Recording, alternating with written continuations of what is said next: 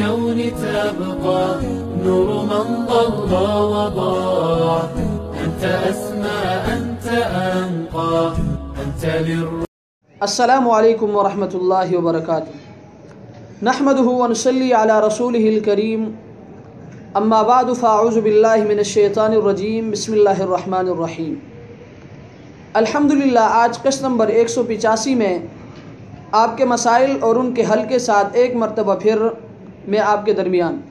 مسئلہ نمبر 1، چترال سے محترم ظفر عباس صاحب نے سوال کیا ہے کہ نماز میں ترتیب کے خلاف قراءت کرنے کا کیا حکم ہے؟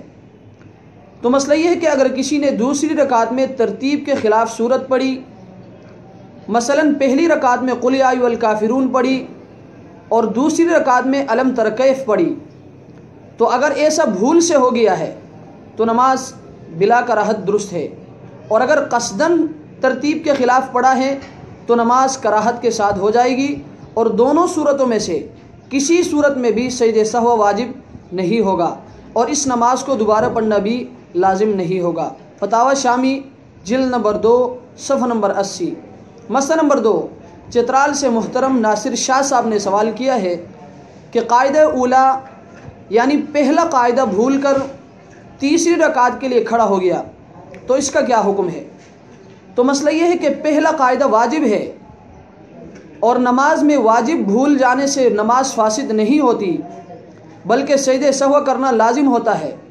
اس لیے اگر کوئی شخص 3 یا 4 رکعت والی فرض، واجب یا سنت مؤکدہ والی نماز میں 2 رکعت پر بیٹھا نہیں بلکہ بھول سے تیسری رکعت کے لیے کھڑا ہو گیا، تو اب اس کے لیے حکم یہ ہے کہ وہ بیٹھے نہیں بلکہ بقیہ نماز پڑھ کر اخیر میں سجدہ سہو کر لے، نماز ہو جائے گی.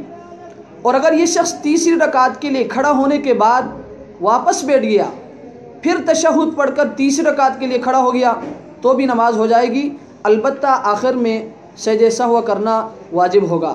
الدر المختار جلد نمبر 2 صفحہ نمبر 83. مسئلہ نمبر 3، کراچی سے بھائی ابراہیم صاحب نے 2 سوالات کیے ہیں. ان کا پہلا سوال یہ ہے کہ فجر کی سنت رہ جائے تو اس کا کیا حکم ہے؟ تو مسئلہ یہ کہ اگر کوئی شخص فجر کی سنت پڑھے بغیر جماعت میں شامل ہو گیا تو وہ فرض سے فارغ ہونے کے بعد اسی وقت سنت نہ پڑھے بلکہ سورج طلوع ہونے کے بعد جب 10-15 منٹ ہو جائے تو قضا کی نیت سے پڑھ لے، کیونکہ فجر کے فرض کے بعد سورج طلوع ہونے سے پہلے سنت کی قضا پڑھنا مکروہ ہے. بدائع الصنائع جلد نمبر 1 صفحہ نمبر 288.